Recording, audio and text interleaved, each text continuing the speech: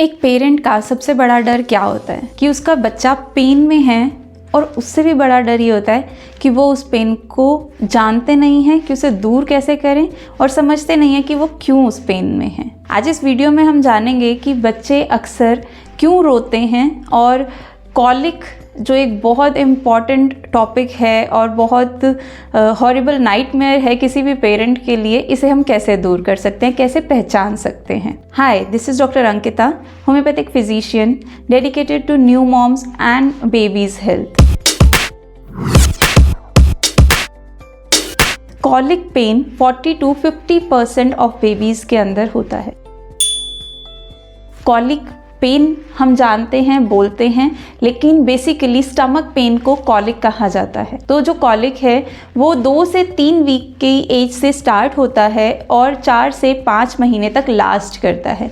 अब जो कॉलिक है वो एक सेल्फ लिमिटिंग डिज़ीज़ है। सेल्फ लिमिटिंग डिज़ीज़ क्या होती है कि ये कुछ वक्त बाद बच्चा अपने आप सीख जाता है इसे ठीक करना। जैसे ही बच्चा मूव करना स्टार्ट करता है, क्रॉल करना स्टार्ट करता है या चलना स्टार्ट करता है, ये डिज़ीज़ अपने आप ठीक हो जाती है। तो ये कंप्लेन सेल्फ लिमिटिंग कंप्लेन कही जाती है। पहली चीज़ जानते हैं कि आप कैसे पहचानेंगे कि ये कॉलिक है। इसके 3 इंपॉर्टेंट सिम्टम होते हैं। सबसे पहला सिम्टम होता है सडन ऑनसेट ऑफ क्राई।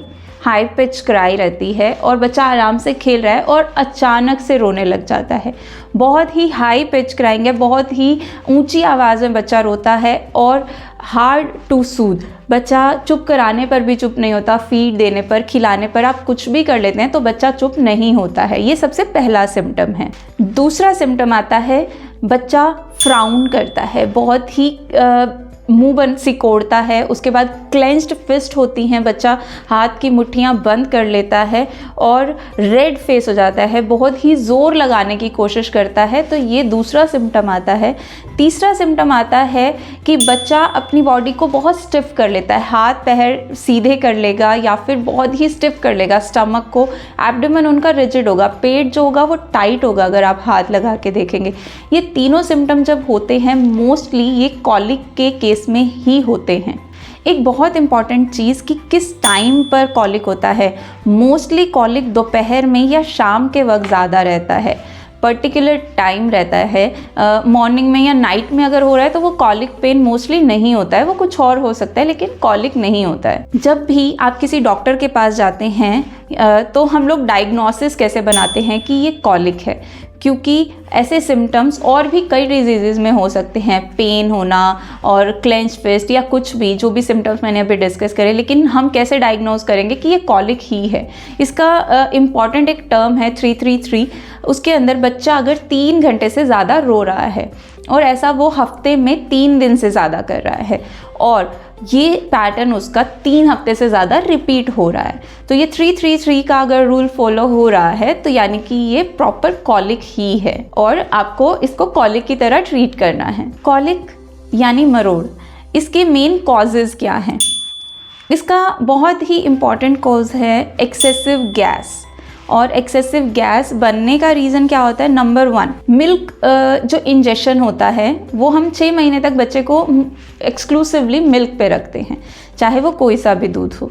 तो जब हम मिल्क पर रखते हैं तो जब डाइजेस्ट होता है तो बहुत तरीके की गैसेस और जूसेस सिक्रीट करता है जब मिल्क डाइजेस्ट होता है, तो उस वजह से कॉलिक होता है। नंबर 2, बच्चा जब सक्लिंग कर रहा है, जब दूध पी रहा है तो दूध के साथ साथ हवा भी इंजेस्ट करता है बच्चा, तो उस केस में भी बच्चे को गैस बहुत ज़्यादा बनती है। तो ये 2 मेन रीज़न होते हैं, एक्सेसिव गैस क्रिएट होती है जिससे, और गैस की वजह से कॉलिक होता है। अब ये तो आपको पता चल गया कि गैस की वजह से कॉलिक होता है और बच्चे को दूध पर रखना है तो इसका कोई सॉल्यूशन भी नहीं है।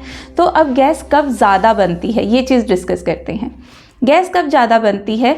जब बच्चा बहुत एक्सेसिव फीड कर रहा है, ज़्यादा दूध पी रहा है। ज़्यादा दूध पिएगा, ज़्यादा दूध का ब्रेक डाउन होगा, ज़्यादा डाइजेशन होगा तो गैस बनेगी। या फिर बच्चा कम दूध पी रहा है, कम दूध पीने के केस में हमारी बॉडी में जो गैस्ट्रिक जूसेस क्रिएट होते हैं, गैस्ट्रिक जूसेस जब क्रिएट होते हैं उससे भी गैस रिलीज होती है, तो वहाँ पर भी ज़्यादा गैस बनती है। तो इस केस में भी आपको कॉलिक हो सकता है बच्चे को।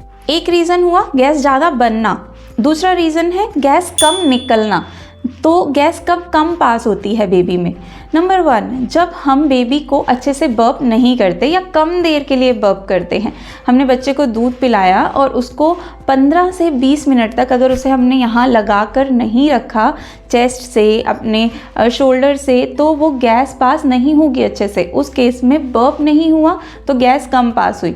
नंबर 2, अगर हम लेटा के बच्चे को दूध पिला रहे हैं, लेटा के दूध पिलाना इज़ ओके, लेकिन बच्चे का सर हल्का सा ऊंचा होना चाहिए उसकी बॉडी से। तो मेनली जब हम इस पोस्चर में बच्चे को रख करके दूध पिलाते हैं, आपकी एल्बो के अंदर सर आता है बच्चे का, तो उसका सर ऊपर और हाथ बम्स जो हैं वो आपके हाथ में रहेंगे, नीचे रहेंगे। तो उस केस में गैस बनने के चांसेस कम हैं और आसानी से पास हो जाएगी गैस। तो ये अगर आप लेटा के पिला रहे हैं तो उसका सर थोड़ा सा ऊंचा रखना चाहिए। और एक बहुत ही इम्पॉर्टेंट वजह है जो कि हम यूजुअली नहीं जान पाते, तो अगर आपको ये सिम्टम दिख रहे हैं और कुछ भी करने से रिजॉल्व नहीं हो रहे, तो वहाँ पर मिल्क इंटॉलरेंस भी एक रीज़न हो सकता है। उसके लिए आपको पीडियाट्रिशियन, डॉक्टर, होम्योपैथ, कहीं पर भी आप किसी भी डॉक्टर को दिखाइए, बट ज़रूर दिखाइए बच्चे को।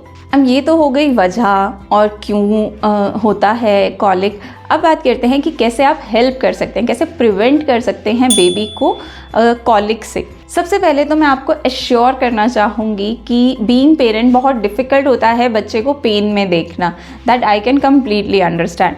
लेकिन जैसा मैंने स्टार्टिंग में बताया कि ये सेल्फ लिमिटिंग डिसऑर्डर है, तो ये कुछ वक्त बाद अपने आप ठीक हो जाता है जैसे जैसे बच्चा मूव करने लगता है। चाहे वो लेग्स अच्छे से मूव करते हैं या फिर चलने लगते हैं, रिड़ने लगते हैं, क्रॉल करते हैं, तो बहुत अच्छे से ये प्रॉब्लम वैनिश हो जाएगी उनकी लाइफ से। अब बात करते हैं कि कैसे आप प्रिवेंट कर सकते हैं। जो रीज़न्स है उन्हें ही आपको ओवरकम करना है। जैसे नंबर 1 मैंने अभी बताया कि बच्चे को लेटा के दूध पिला रहे हैं तो उसका हेड थोड़ा सा ऊपर होना चाहिए।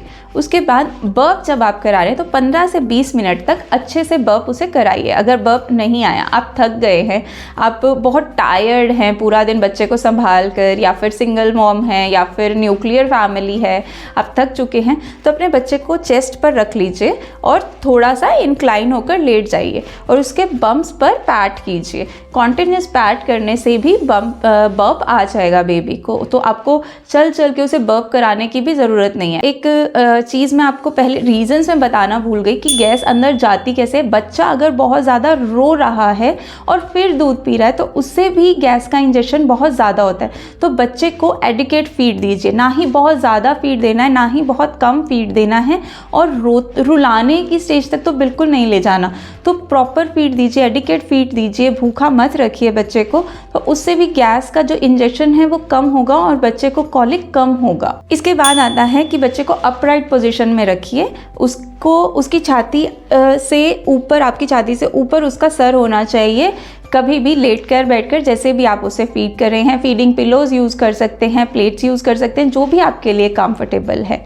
इसके साथ साथ 2 कॉलिक मसाज मैं आपको बताती हूँ, वो करिए बच्चे को। अगर कॉलिक है भी तो भी वो रिलीफ हो जाएगा। सबसे पहला आता है, आप इमेज में देख पा रहे होंगे, क्लॉकवाइज आपको बेबी को मसाज करना है टमी पर। बहुत ही प्रेशर नहीं लगाना, 3 फिंगर्स को लेना है बहुत ही हल्के से, इस तरीके से क्लॉकवाइज। क्लॉकवाइज कैसे? क्लॉक है घड़ी जिस दिशा में घूमती है सीधे हाथ की साइड, उसी दिशा में आपको अपना हाथ घुमाना है। ऐसा क्यों? क्योंकि जो इंटेस्टाइन्स है उसका एक्सक्रीशन का रास्ता सीधे हाथ को होकर जाता है। तो उल्टे हाथ को करेंगे तो गैस और ज़्यादा ट्रैप होगी, रुक जाएगी। तो सीधे हाथ को मूव करना है क्लॉकवाइज। आपको कोई भी ऑयल ले लीजिए, हल्का सा हाथ पर, गरम नहीं, नॉर्मल टेम्परेचर का रब कीजिए और बेबी के टमी पर राइट साइड को मूव कीजिए।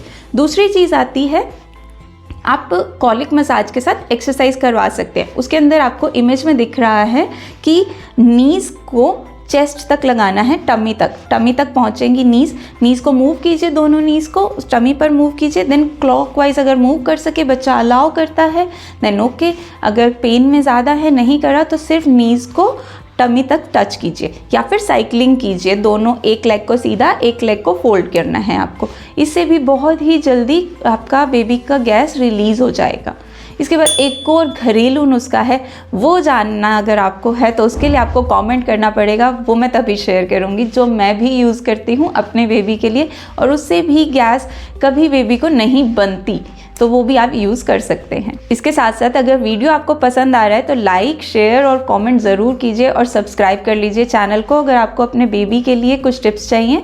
और इंस्टाग्राम चैनल को भी फॉलो कर सकते हैं DR अंकिता कक्कड़, उस पर भी मैं डेली कुछ टिप्स डालती रहती हूँ। अब एक और स्ट्रेस मैं आपका कम कर देती हूँ ये बताकर कि किन किन बच्चों को कॉलिक हो सकता है। सभी बच्चों को कॉलिक हो सकता है, चाहे वो मेल हैं, चाहे वो फीमेल हैं, चाहे वो ब्रेस्ट फीड पर हैं, चाहे वो टॉप फीड पर हैं, फॉर्मूला फीड पर हैं, चाहे वो बच्चा प्री टर्म है, चाहे वो बेबी टर्म है, तो किसी भी बच्चे को हो सकता है। ऐसा आपको लेकर स्ट्रेस नहीं लेना है कि हमारा बच्चा ऐसा है इसलिए इसे कॉलिक हो रहा है, ऐसा कुछ नहीं है। सभी बच्चों में ये कॉमन है डिसऑर्डर। कुछ होम्योपैथिक मेडिसिन जो आप यूज़ कर सकते हैं अपने बेबी के लिए अगर उन्हें कॉलिक हो रहा है तो नंबर 1 कैमोमिला मेडिसिन बहुत ही सूदिंग इफेक्ट देती है।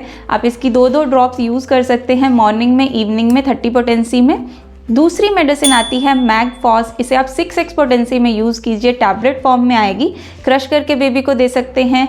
थोड़े से डिस्टिल्ड वाटर में आप इसको मिक्स करके इसे बेबी को दे सकते हैं।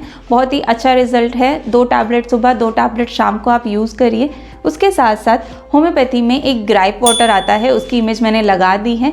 इसकी 5 ड्रॉप सुबह, 5 ड्रॉप आप शाम को दीजिए बच्चे को, कॉलिक में बहुत ही रिलीफ रहेगा। इसके अलावा एक चीज़ आपको ध्यान रखनी है, प्लीज़ प्लीज़ प्लीज़ आप एलोपैथिक ग्राइप वाटर यूज़ मत कीजिए क्योंकि उसके अंदर पैराबेन होता है। इस इमेज में आपको क्लियरली दिख रहा होगा कि पैराबेन है। ये हम बचपन से देखते आ रहे हैं। हर पेरेंट, हर दादी, हर नानी बच्चे को कहेंगे कि ये ग्राइप वाटर शुरू कीजिए, लेकिन इसमें पैराबेन है। पैराबेन हम लोग अपने कॉस्मेटिक्स में भी यूज़ नहीं करते और ये बच्चे को इंजेस्ट करवा रहे हैं। So please avoid it. अगर आप लेना चाह रहे हैं ग्राइप वाटर, आप होम्योपैथिक ग्राइप वाटर लीजिए, that is absolutely safe for babies. कोई भी अगर आपका क्वेश्चन है तो कमेंट बॉक्स में आप मुझे पूछ सकते हैं। इसके अलावा आपको अगर वीडियो अच्छा लगा है तो शेयर ज़रूर करना है। और this is doctor Ankita, helping to heal. See you in the next video.